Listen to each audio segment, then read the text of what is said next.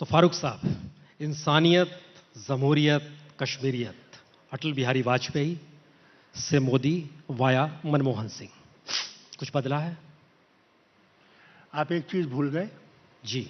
उन्होंने ये भी कहा था कि पड़ोसी बदलाए नहीं जा सकते, दोस्त बदलाए जा सकते हैं।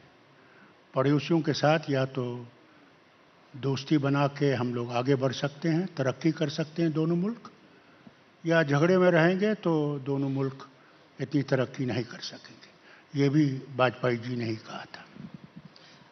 तो अब भी कहा गया कि गोली से नहीं गले लगाने से काम चलेगा।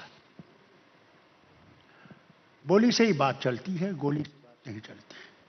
कई गोलियां चलाई गई हैं, 4 दफा युद्ध हुआ है, लाइन ऑफ कंट्रोल वहीं पे खड़ी है। बल्कि लाइन ऑफ कंट्रोल ही नहीं वहीं खड़ी है, बल्कि हमने जो जीता था वो भी उनके हवाले कर दिया। हाजी पीर पुंछ में, और एक पूरा इलाका छम का अखनूर के पास जम्मू में, वो भी उनके हवाले कर दिया था।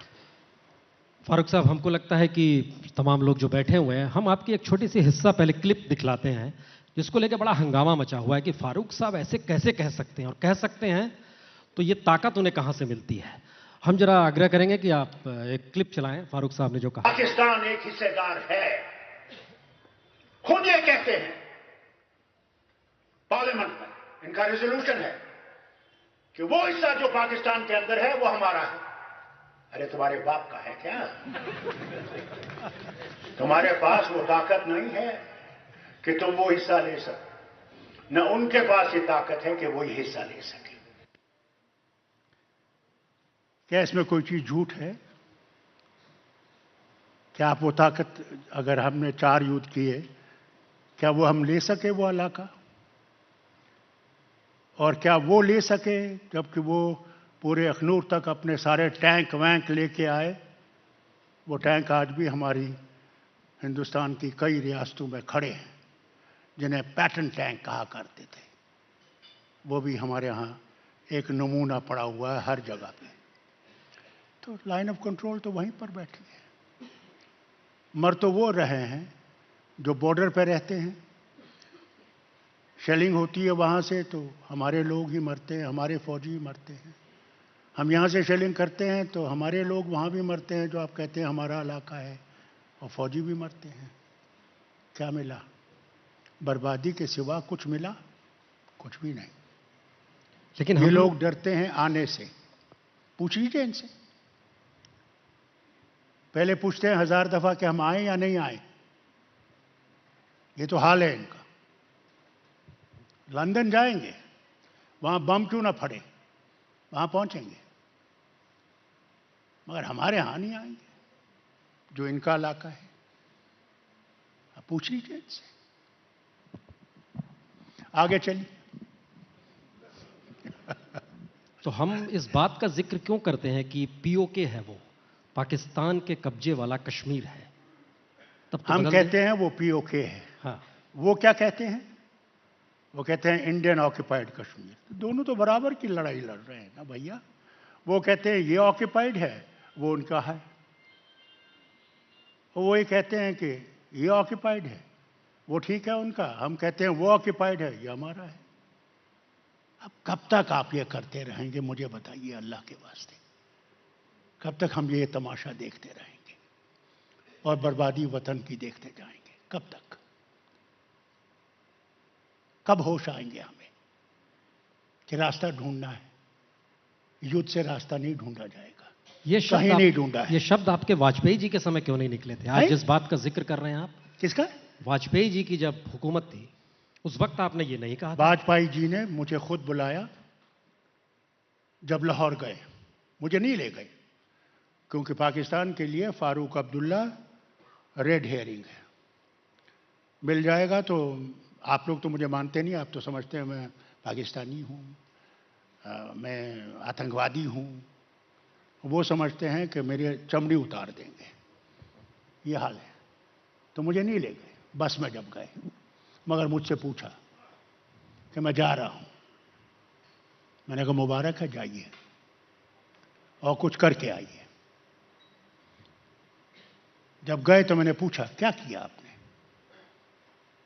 कहा मैंने बात की कि तुम वो हिस्सा रख लो, हम ये रख लेंगे और लाइन को ठीक करेंगे। जहां आप अंदर हमारे हैं, आप वापस चले जाइए, जहां हम आपके अंदर हैं हम वापस आए, लाइन ठीक कर देंगे और दोनों वतन ठीक तरह से रहेंगे। नहीं हुआ, बल्कि एक बात और भी कही। जब वो चीन गए, मुझे बुलाया, कहा क्या कहना चाहिए? मैंने उनसे कहिए कि ये जो कैलाश की यात्रा है, उन दिनों में आपको याद होगा प्रोत्तमा बेदी भी गुजर गई जब वो उत्तराखंड में मानसरोवर की तूफान यात्रा आया। पर निकली थी। तो मैंने कहा उनसे कहिए लद्दाख से आसान रास्ता है, एयर कंडीशन जहाज से उतरेंगे लेह में, वहाँ से एयर कंडीशन बसेज और गाड़ियाँ होंगी, सीधा कैलाश की यात्रा साल भर कर सकेंगे। उनसे कहिए। वापस आए तो कहने लगे मैंने ज़रूर कहा था उनसे।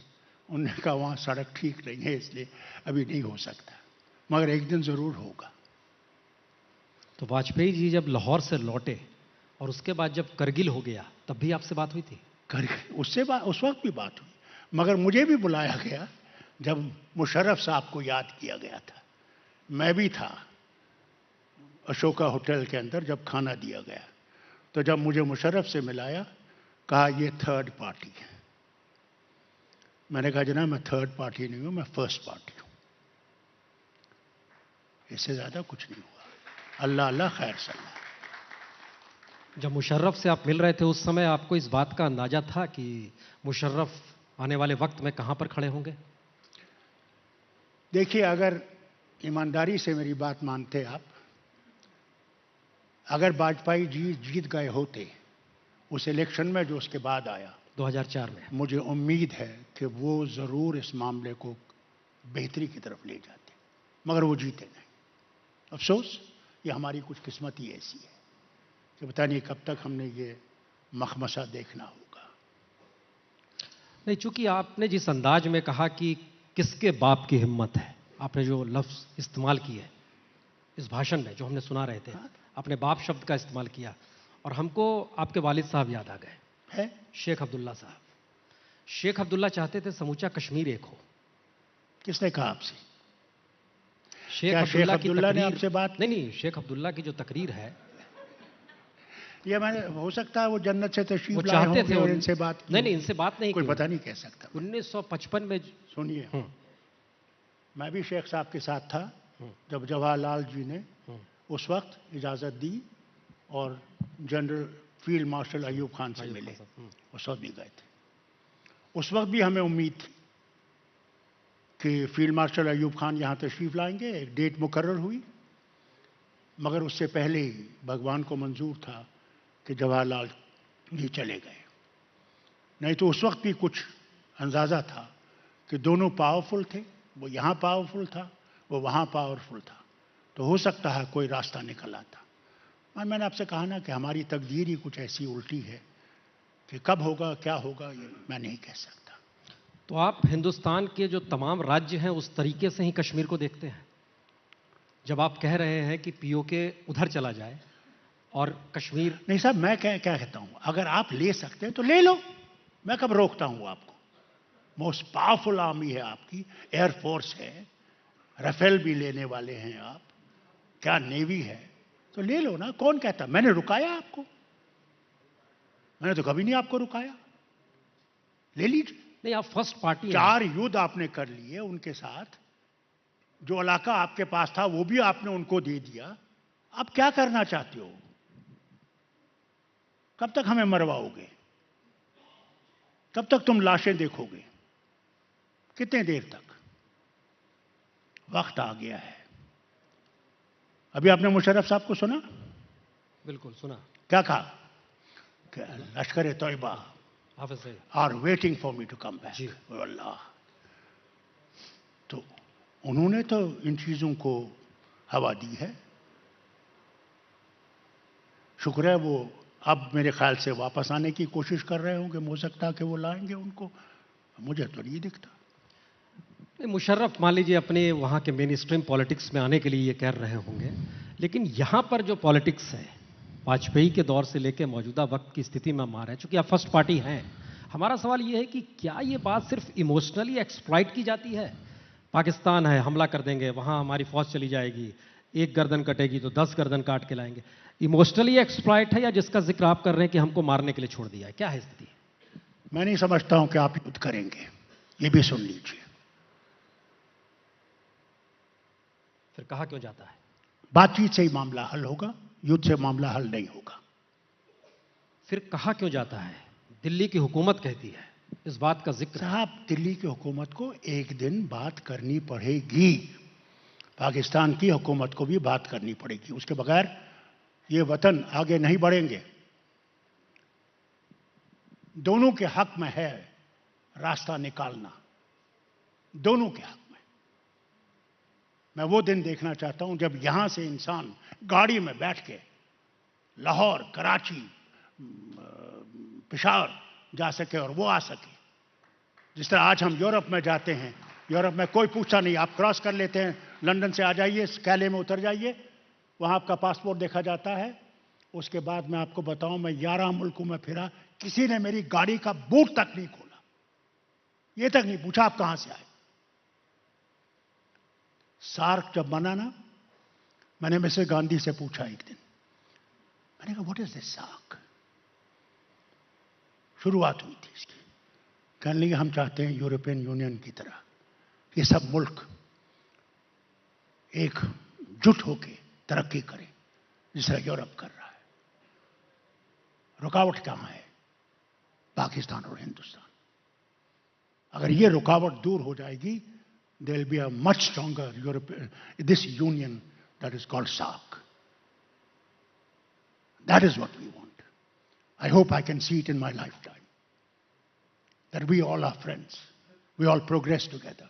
We think of each other rather than quarrel and fight. अरे कब तक करोगे? ये लोग थक नहीं गए? रुकावट डाल कौन रहा है फारूक साहब आपकी नजर में? रुकावट कहीं से भी हो, मगर रुकावट दूर तो करनी है। दूर करने वाला ही ये डाल रहा है क्या? भाई साहब, बड़े दोस्त हैं हमारे भी। याद है आपको जब करगिल का युद्ध हुआ था? याद है? तब क्या हुआ? तब अमेरिका नहीं आया, ये अमेरिका के पास नहीं गए उनके प्रधानमंत्री, और अमेरिका से गुजारिश की कि साहब हिंदुस्तान से कहिए हम निकल जाएंगे। 2 हफ्ते में उन्होंने अपने सारे हथियार वापस ले लिए और लाइन ऑफ कंट्रोल वापस आ गई। आज भी उनके मुर्दे दफन हैं उन पहाड़ियों पे। तो अमेरिका तो आया ना। आज क्यों नहीं हम लोग दोस्तों को इस्तेमाल कर सकते? क्यों नहीं? क्या वजह है? अरे कब तक लड़ते रहोगे, झगड़ते रहोगे, बर्बादी लेते रहोगे? कब तक? तुम तो यहां आबाद हो, जाओ हमारा हाल देखो, जाओ देखो। किससे बात की जाए पाकिस्तान में? ये तो सरकार को देखना पड़ेगा, सरकार और सरकार को बात करनी पड़ेगी। आप और मैं नहीं बात कर सकते। सही बात है। उसके लिए तरीके हैं। उसके लिए आपको पहले एक माहौल अंदर से बनाना पड़ेगा, उन लोगों को इस्तेमाल करना पड़ेगा जिनके रिश्ते अच्छे हैं उनके साथ और उनके रिश्ते अच्छे हैं यहां। एक माहौल तैयार करना पड़ेगा। यानी मैं कहूंगा कि प्रधानमंत्री हमारे जाएं और झट से वहां बैठ जाएं और बात करें, उससे बात नहीं बनती, उससे बात नहीं बनेगी। पहले माहौल तैयार करना है कि कहां तक हम लोग जा सकते हैं, कहां तक वो जा सकते हैं। क्योंकि भैया वो भी 70 साल से कह रहे हैं कश्मीर हमारा है, हमारी शाह रग है, that is the wind pipe of hours. हम भी कहते हैं सारा कश्मीर हमारा है, कहते हैं। तो साहब कोई ना कोई रास्ता तो निकालना पड़ेगा जिससे उनके दिलों पे भी मरहम लगे, यहां भी मरहम लगे और हम लोगों पे भी मरहम लगे, और कोई रास्ता निकल आएगा। क्यों नहीं आएगा? There is nothing in this world that is not possible. नहीं, इससे बड़ा कदम क्या हो सकता है कि हम हैप्पी बर्थडे कहने के लिए लाहौर पहुंच गए और उसके बाद पठानकोट हो जाता है। हुजूर, मैं भी हैप्पी बर्थडे करने के लिए लाहौर जाता मैं खान ड्रेस 1-2 ले लेता वहां पे, मगर मैं जा नहीं सकता। अब वो गए, हैप्पी बर्थडे क्या, मुबारक है, मगर जिससे हैप्पी बर्थडे क्या वो तो उड़ गया। अब तो दूसरे से हैप्पी बर्थडे करना पड़ेगा, क्या करें। नहीं, क्योंकि अमेरिका का जिक्र अभी आपने किया, अमेरिका भी कहता है कि हाफिज सईद को अंदर करो, वहां की गवर्नमेंट बाहर करती है। भारत कहता है वहां के जो चीफ हैं, नहीं, यूनाइटेड नेशन में चाइना उनका सपोर्ट करता है। Nitty-gritties can be settled. There's nothing that cannot be settled. If we are ready to settle things, it can be settled. आप लोग याद होगा जब शर्म शेख में हमारे वजीर आजम गए, शर्म शेख में एक एग्रीमेंट किया, कितना शोर हुआ यहां। उन्होंने सही एग्रीमेंट किया था कि भाई हम ये ठहर जाएं कि last bullet will be fired and then we will stock, उस पर शोर उठा। We have to work towards that side. Let's forget other things. Let's forget the old wounds. When we can forget the old wounds, we should move forward, not backwards. नहीं फारूक साहब, आपकी पहचान सिर्फ ये नहीं है कि आप नेशनल कॉन्फ्रेंस के लीडर हैं, आपकी पहचान कई तरह से है। शेख अब्दुल्ला के बेटे भी हैं आप, और कई बार मुख्यमंत्री रह चुके हैं आप वहां पर। मैं तो वजीर भी रहा हूं हिंदुस्तान लेकिन उस दौर में आप इन सवालों को कभी नहीं उठाते रहे। क्यों नहीं हाँ, एक लकीर जो है लाइन ऑफ कंट्रोल की। किसने वाजपेयी से बात की? किसने? आपने की या मैंने की? आप ही ने की तो ठीक। और वाजपेयी उस दिशा में बढ़े भी, ये भी फैक्ट है। उसने ये कहा, जवाब दिया उसको, अभी वो मौका नहीं है, अभी वक्त नहीं है, अभी हालात ऐसे नहीं है, मगर ये नहीं कहा कि नहीं है। नहीं, लेकिन हमें याद आता है कि जिस समय वाजपेयी जी की सरकार थी, वो हिजबुल मुजाहिदीन के टेररिस्टों से बातचीत करने के लिए यहां से होम सेक्रेटरी कमल पांडे को भेजते हैं। कहां भेजते हैं? श्रीनगर की बात कीजिए, और आप उस समय ऑटोनॉमी की बात करने लगते हैं, बोलते हैं ये सब फालतू चीजें हैं। हुजूर, अब सुनिए जरा, अडवाणी जी जिंदा हैं, उनसे पूछिएगा कभी। मुझे बुलाया गया, और अगर यहां कोई इंटेलिजेंस के लोग होंगे उनको पता होगा, यहां पे एक प्रोपेगेंडा दिल्ली में किया गया होम मिनिस्ट्री में कि फारूक अब्दुल्ला इस मुलाकात के खिलाफ है, and they are all sitting in that office of home minister. And I told them, I'm not against it. I think talking is the right thing. Go ahead. What do you want from me? You know what the mistake was? Mistake was you, media. When those 4 people came to talk, it was all supposed to be a secret talk. The media was on top of their head. आज उन चारों में से एक भी जिंदा नहीं है। कौन जिम्मेवार है? हैं? कौन जिम्मेवार है जनाब उनको कंधार पहुंचाने के लिए? हैं? एक जहाज आप कुर्बान नहीं कर सके, 200 आदमी नहीं कुर्बान कर सके इस वतन के लिए।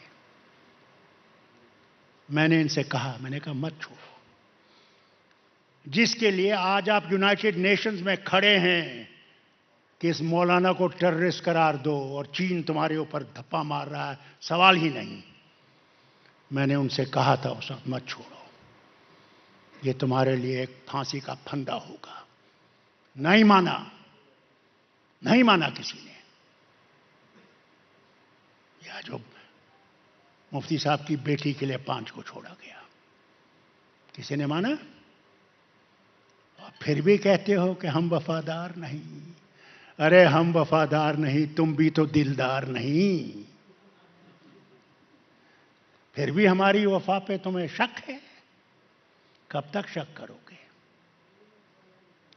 या पहली बार कह रहे हैं कि कंधार जिस जहाज को ले जाया गया उसके लिए टेररिस्टों को नहीं छोड़ना चाहिए था, चाहे 200 लोग की हत्या ही क्यों ना हो जाए। मैंने बिल्कुल कहा,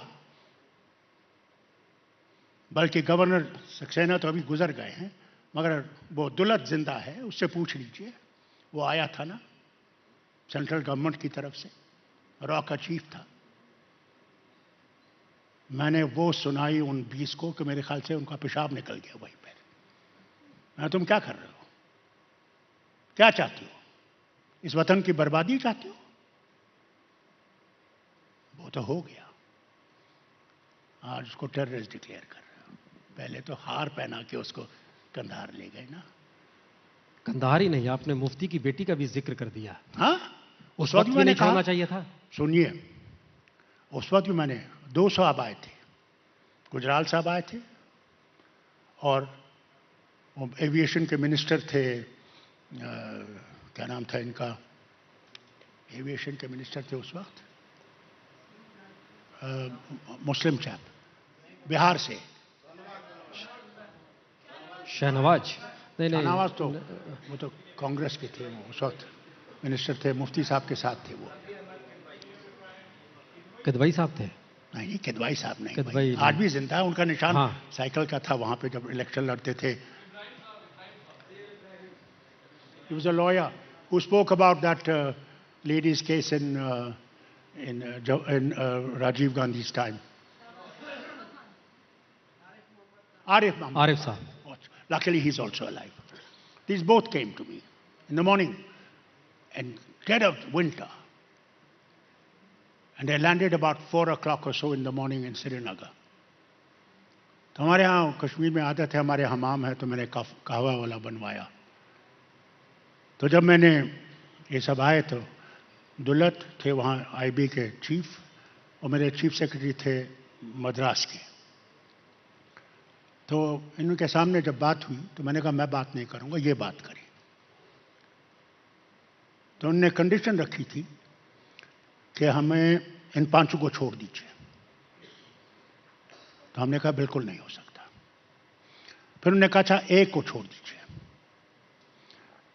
वो उसको ये कर दीजिए, उनकी तरफ से था, तब हम लड़की को छोड़ेंगे। इसको या तो आप ईरान भेजिए और ईरान से हम इसको ले लेंगे, या फिर उड़ी के बॉर्डर से इसको क्रॉस कराइए, अपने फौजियों को कहे उधर को रखे मुंह, ये क्रॉस कर जाएगा। नहीं माना। तो इन्होंने सब सुनाया किस्सा कि हमने क्या किया, क्या हुआ, और इन्हें ये कहा कि साहब जो ये जिसको ये लगी हुई है तकलीफ है, इसको हम ऑल इंडिया इंस्टीट्यूट में दिखाएंगे, अगर वहाँ नहीं हो सका तो हम इसको अमेरिका हिंदुस्तान के खर्चे पे भेजेंगे। तो जब इन्होंने ये सुनाया सारा किस्सा कि क्या हुआ, किस तरह बातचीत हुई, क्या क्या था, तो आरिफ मोहम्मद खान ने उसी वक्त गुजराल साहब से कहा कि साहब हमें ये तो नहीं सुनाया गया कैबिनेट में, हमें वापस जाना चाहिए और ये कैबिनेट में सुनाना चाहिए कि असली सूरत क्या है। और गुजराल साहब ने कहा नहीं, हमें तो हुक्म आया है कि फारूक अब्दुल्ला को डिसमिस करना अगर ये नहीं छोड़ेगा। मैंने चीफ सेक्रेटरी से कहा लिखिए ज़रा कि anything that happens in this state now will be the responsibility of the central government because they are putting the last nail in the coffin of India in Kashmir. मैंने 13 पेज की चिट्ठी president of India को भेजी और 13 page की चिट्ठी अपने governor को भेजी, जिसकी कॉपी आज भी राष्ट्रपति भवन में होगी और गवर्नर साहब के दफ्तर में होगी, और मैं फुल डिटेल्स है इसकी। किसने माना? अरे यार तुम तो हमें पे निशाना बांधे हो, उन पर बांधो ना जो जिम्मेवार हैं, जिन्होंने बेड़ा गर्क किया है, उन पर जरा बांधो ना निशाना। सरकार आपकी थी, वेद मरवाहा ने किताब लिखी। वेद मरवाहा उस समय होम मिनिस्ट्री में थे। उन्होंने जो इस किताब में डॉक्यूमेंटेड चीज़ें जिक्र किया है, हमें याद आ रहा है वो, उन्होंने उसमें जिक्र किया है कि जब हमारा जहाज उतरा, जो टाइम आपने बताया कमोवेश वही अर्ली मॉर्निंग का समय था, और देखा उन्होंने कि सड़क पे जो नज़ारा है, हाथों में बंदूक लोग लिए हुए हैं, लहरा रहे हैं, उन्होंने कहा कि उसके बाद तो ऑप्शन नहीं था कि फारूक साहब को बर्खास्त कर दिया जाए। क्यों नहीं बर्खास्त किया गया? हमारा सवाल, अगर ऑप्शन ही बर्खास्त कर देता था तो क्यों नहीं बर्खास्त किया? नहीं, सवाल उसके आगे का है। जिन्होंने अपहरण किया उसमें एक नाम यासिन मलिक का भी था।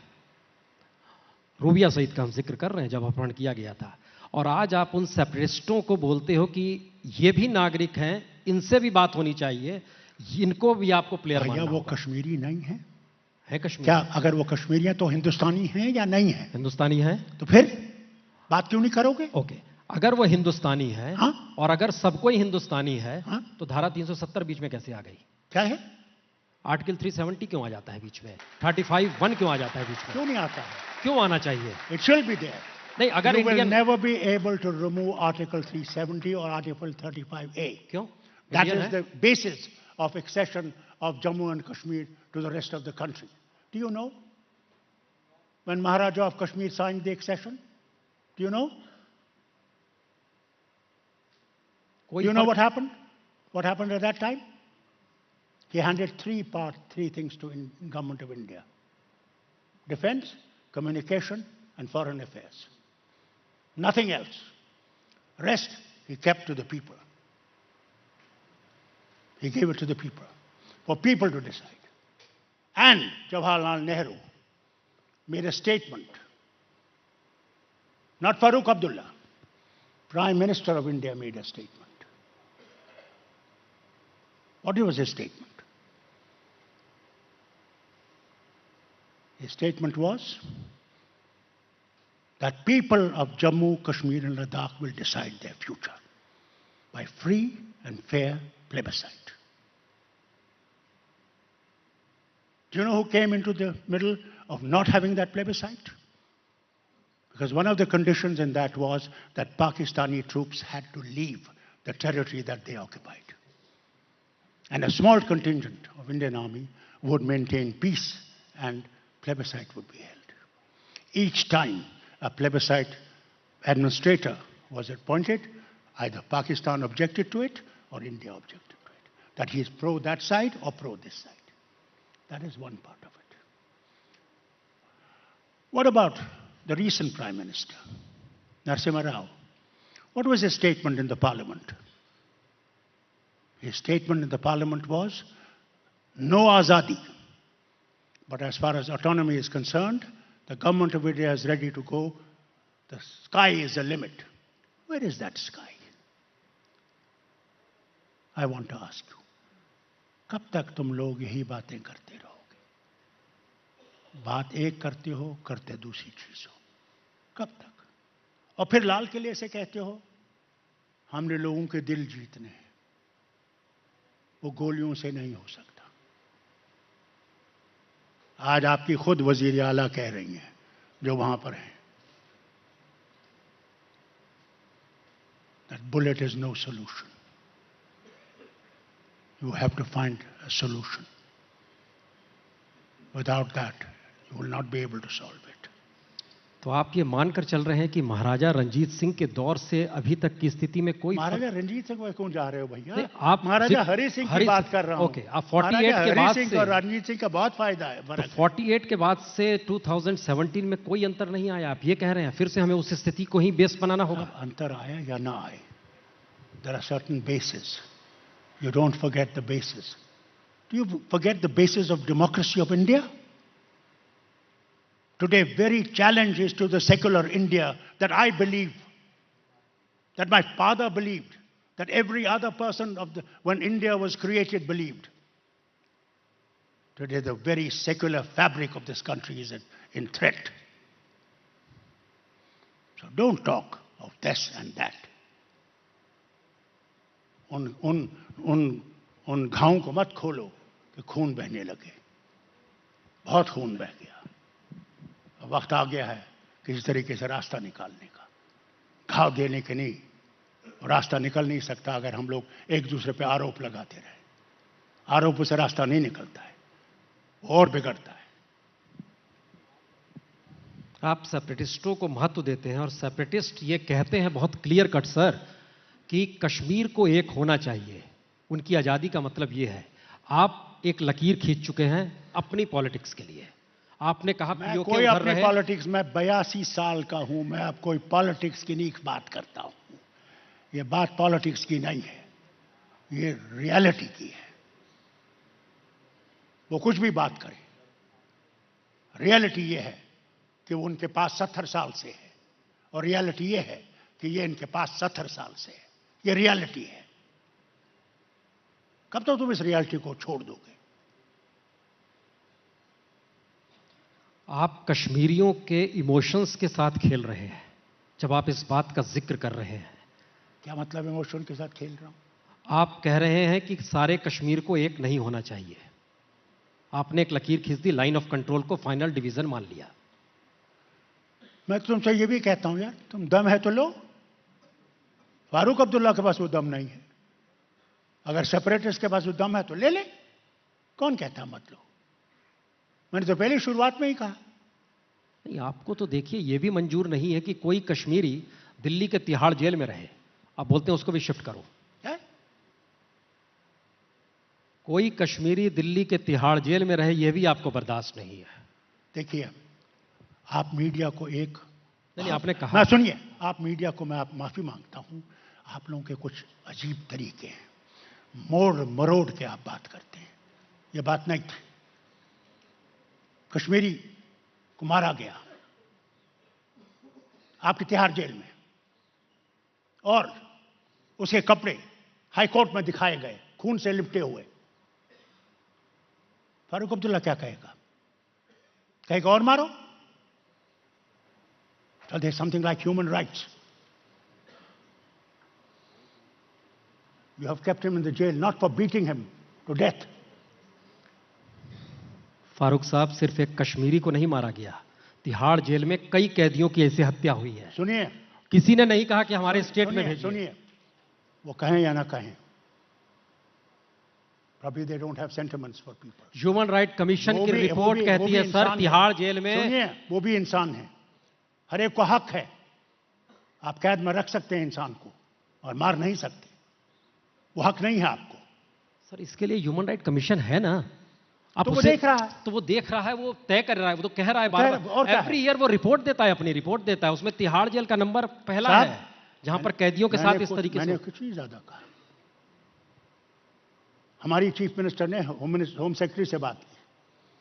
मैंने कहा इससे बजाय आप होम सेक्रेटरी से बात करें, आप भी जाइए, देखिए उनका हाल क्या है, क्या हो जाएगा। वो क्या गलत है?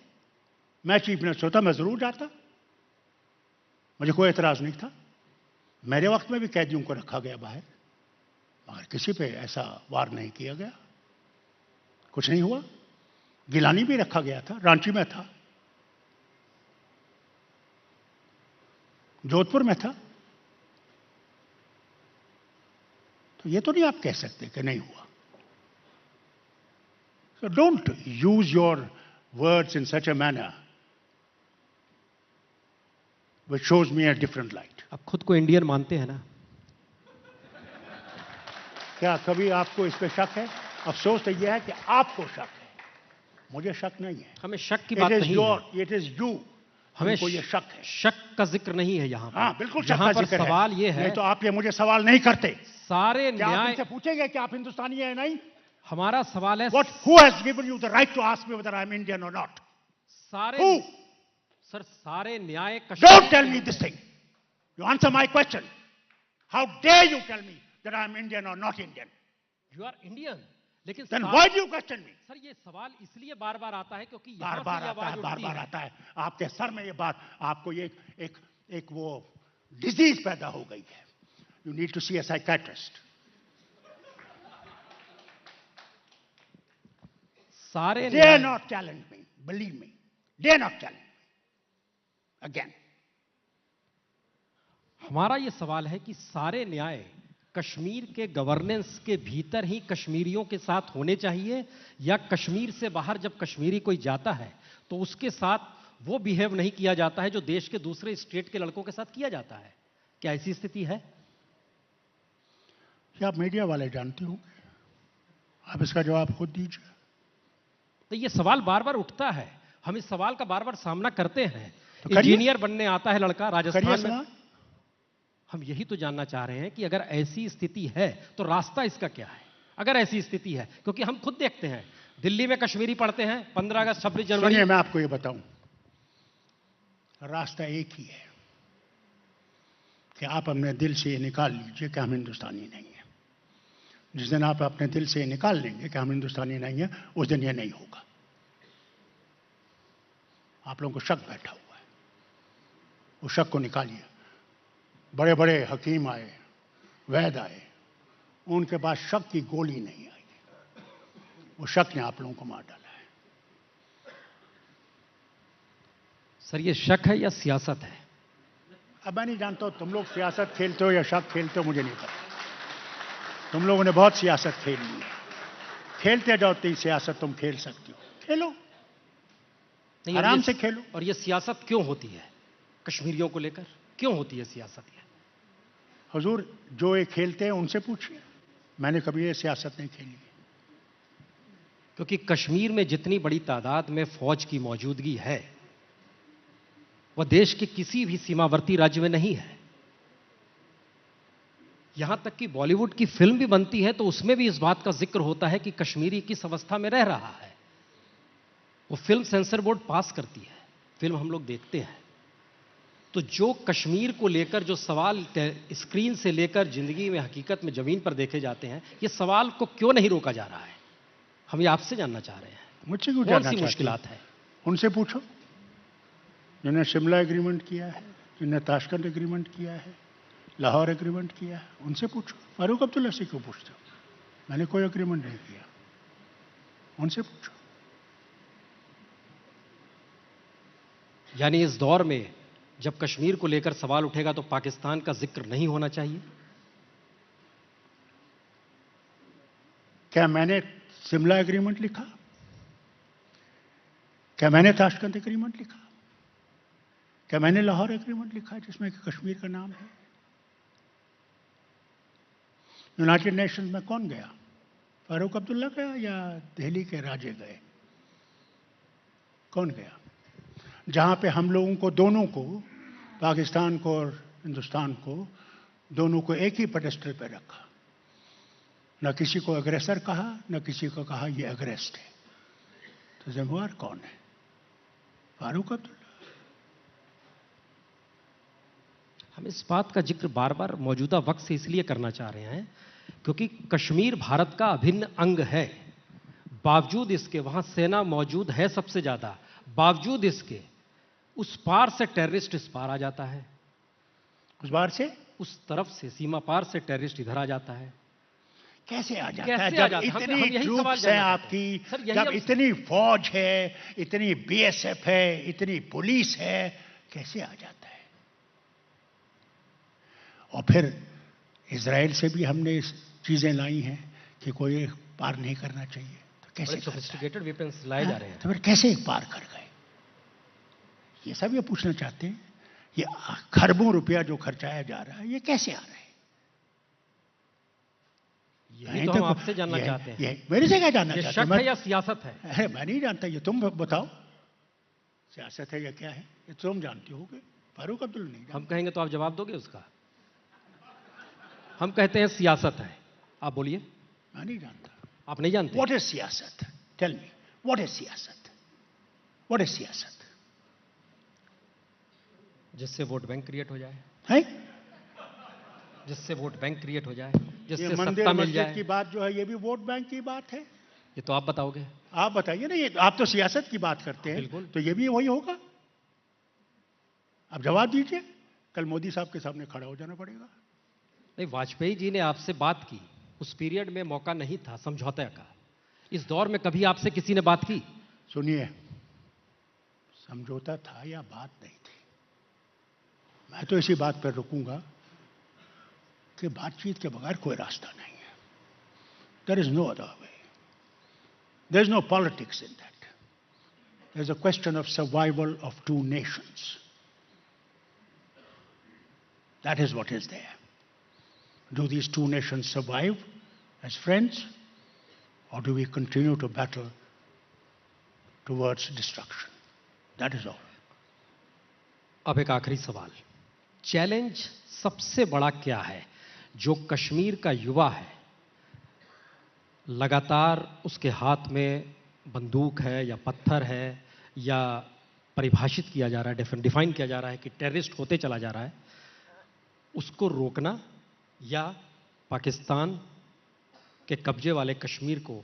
आप तो नहीं मान रहे हैं, लेकिन गवर्नमेंट और आरएसएस अब भी कहती है हम तो कब्जा कर लेंगे हमारे हिस्से में। चैलेंज हमारे सामने क्या है सबसे बड़ा, इसको संभालना या उस पार को समाहित कर लेना? अरे भैया, इसको संभाल तो तुम सकते नहीं हो। इसको भी नहीं अच्छा, संभाल सकते हैं। उसको ले लोगे तो और मुसीबत ले लोगे। अब कितनी मुसीबतें और लोगे यार, खुदा के वास्ते। पहले इसी को तो संभाल लो, इससे पहले कि तुम उस मुसीबत को भी अपने सर पे लो लोगे। खुदा के वास्ते सीधी सी बात कर यार, तू इधर की उधर की, इधर उधर की बात ना कर। ये बता कारवां लुटा है क्यों? समझे? ये क्या है? ये इधर है, वो बया है, सब चीज का एक ही रास्ता है। वो रास्ता सिंपल है अगर हम उस पर चलें। बातचीत। कोई रात, हाँ, बातचीत से और कोई नहीं। If you think by various angles and force and this thing you're going to achieve anything, you're not going to achieve anything. You're not going to achieve anything. It's never going to be achieved. Government तो है ना जम्मू कश्मीर में, कौन कहता नहीं? वो chief minister ने खुद कहा है ना। कल के बयान से आप पढ़िए उसका कि bullets are not going to solve anything. We have to find a way forward. So you have to find a way forward. Let's not battle between each other. Let's find a way. Not this, that you are fighting with me. What for? What are you going to get? कोई उम्मीद है मौजूदा पीढ़ी देख लेगी कश्मीर का अरे हल? साहब, ईमान से जिस दिन उम्मीद खत्म हो जाएगी ना, उस दिन जिंदा रहना ही बुरा है। उम्मीद पे तो दुनिया कायम है। बहुत बहुत शुक्रिया फारूक साहब, बहुत बहुत शुक्रिया, आप आए, बहुत बहुत शुक्रिया। Again and again you are saying that we can, हम बार बार उसको ये कह रहे हैं कि बात से मामला सुलझागा, लेकिन जब बात होने लगती है तो उधर से माहौल खराब कर दिया जाता है। आप मुझे जानते हैं, मैं फारूक अब्दुल्ला हूं, मैं आपको नहीं जानता। मुझे अपना नाम बताइए। मेरा नाम है मेजर जनरल जेके बंसल। अभी आप मैं जनरल पर्सनली ऑल्सो, आप शायद भूले होंगे, कई बार मैं मिला था। तो मैं ये जानना चाह रहा था कि बार बार जब हमारी तरफ से एक बातचीत शुरुआत होती है तो उधर से माहौल खराब कर दिया जाता है, और आप ये कह रहे हैं कि ये बातचीत से ही सुलझेगा, तो इसका क्या हाल है? आप क्या बता सकते हैं इसके बारे में? जनरल साहब, शुक्र है कि आप बोल रहे हैं। जनरल साहब, पता नहीं लास्ट युद्ध में आप थे जब कारगिल का वॉर हुआ। आपने देखा कि किस तरह से bags full of bodies I. मैं उस वक्त खुद कारगिल गया, और जब मैं कारगिल गया, जनरल साहब मेरे साथ थे, GOC 15th Corps, और हम पहुंचे बटालिक में। हमारे बंकर्स में वो बैठे हुए थे, और वहां जो ब्रिगेडियर साहब थे वो मुझसे कहने लगे कि डॉक्टर साहब, हम लोग वो बंकर ले लेंगे, मगर बहुत से हमारे सिपाही और अफसर मारे जाएंगे, क्योंकि कोई वहाँ दरख्त नहीं है, हमें रात को चढ़ना पड़ता है, और वो ऊपर से गोलियां बरसाती हैं, इसलिए कोई और रास्ता नहीं है। किसी भी तरीके से हमें एयरफोर्स की मदद होनी चाहिए। तो सुन लीजिए, मैंने वहाँ से जब आया तो मैं द्रास में उतरा। द्रास में टाइगर हिल से वो फायर कर रहे थे, जो हमारी पहाड़ी थी, और हम उतर गए तो हेलीकॉप्टर उड़ गया, हम बंकर के अंदर नीचे चले गए। वहाँ भी ब्रिगेडियर साहब कमांड में थे। उन्होंने कहा, साहब हमारे बोफर्स गन्स तो बहुत अच्छा परफॉर्म कर रही हैं, और मीडिया की भी आपकी थी वो बरखा दत्त जो वहाँ पे थी, और उन्होंने ये भी शिकायत की कि साहब हमारे वो जो लोकेशन है उसके उस फ्रीक्वेंसी से उनको पता चल जाता है। तो उन्होंने भी यही कहा कि साहब, we need help of Air Force to save the situation. We will get it, but we'll lose lot of lives. मैं दिल्ली आया, उसी वक्त वाजपेयी जी के घर पहुंचा। I saw the air chief coming out. So I sat. अंदर में पहुंचा तो होम मिनिस्टर थे, वो थे, और ब्रजेश मिश्रा और कुछ और लोग थे। तो मैंने इन्हें सुनाया। मैंने कहा, ये दोनों कहते हैं हमें एयरफोर्स की मदद चाहिए, और उसके बगैर लाशें बहुत पड़ेंगी। मैंने कहा, मैंने एयरफोर्स चीफ को जाते हुए देखा है। They called him back. Look at the conversation.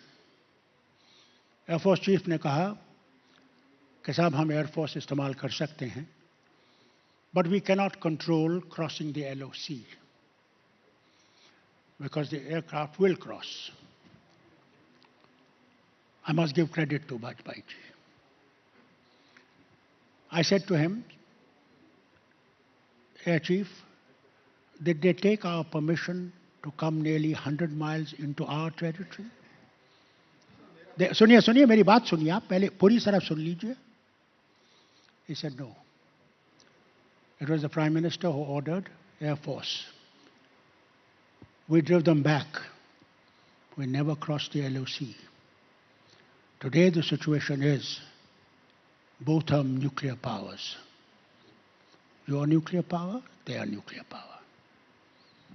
We cannot afford a nuclear war, destructive, for so many people to die who have nothing to do with this land. Therefore, we must keep on trying. We must not lose faith in ourselves and what we believe. But that is the thing, that if you start saying, no, we have failed, so many talks have taken place, it didn't work, General Saab, it will work. We have to pursue towards peace and towards methods of finding ways of solution without war, no other way. I'm sorry to say. Please, have a mic. I cannot hear you otherwise. Mic दे दीजिए इनको.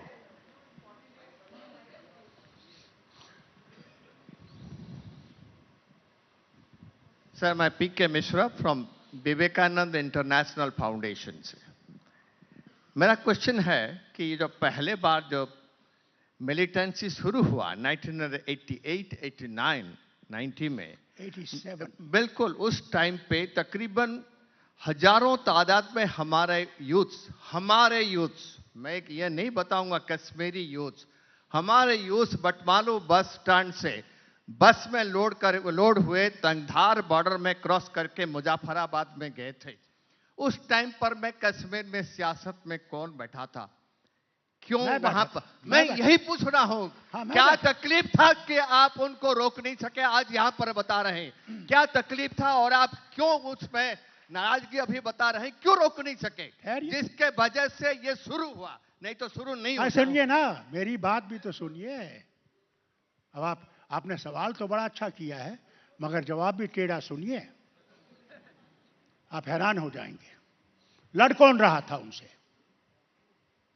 कौन लड़ रहा था? आप नहीं लड़ रहे थे, मैं लड़ रहा था. 1500 मेरे मिनिस्टर्स, मेरे वर्कर्स मारे गए इस झंडे को बुलंद करने के लिए. वो आपने नहीं देखा?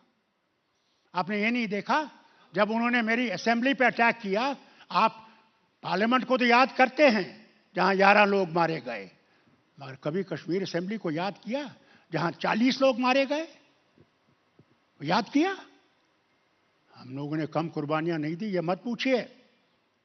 खून बहा है हमारा, आपका नहीं बहा. और हमने झंडे को खड़ा किया. और फिर जब मैंने इनसे गुजारिश की कि उस गवर्नर को मत भेजिए, हिंदुस्तान में इतने करोड़ों लोग हैं, किसी और गवर्नर को भेजिए जो मरहम लगाएगा. ये नहीं कि बंदूक मेरे सीने पे होगी, ट्रिगर उसके हाथ में होगा. मैंने हुकूमत छोड़ दी. मैं था उस वक्त in the middle between Pakistan and India, fighting, not running away. Fought like brave soldier there to fight those people. You were not there. I was there. And my home had a rocket attack. Were you there? छोड़िए, government की बात करते हैं. हमने गोलियां खाई हैं, आपने नहीं खाई. और फिर कहते हो कि आपने क्या किया. Okay. You know nothing about it. Okay. And you put fingers on me. Okay. Kashmir को लेकर मेरे ख्याल से इतना संवेदनशील मुद्दा है, बातों से लड़ाई लड़के समाधान मत खोज लीजिए. जानते नहीं हो. कश्मीर के हालात समझने के लिए हमको लगता है उन स्थिति में आना पड़ेगा. इसलिए ऐसी चीजों को लेकर इस तरह से दरख्तों से अपने वर्कर्स का. चलिए सर, गर्द फिरदौस बर रुए ज़मीन अस्तमीन समीस्त, यही मान लिया जाए. ओके सर, हो गया. चलिए.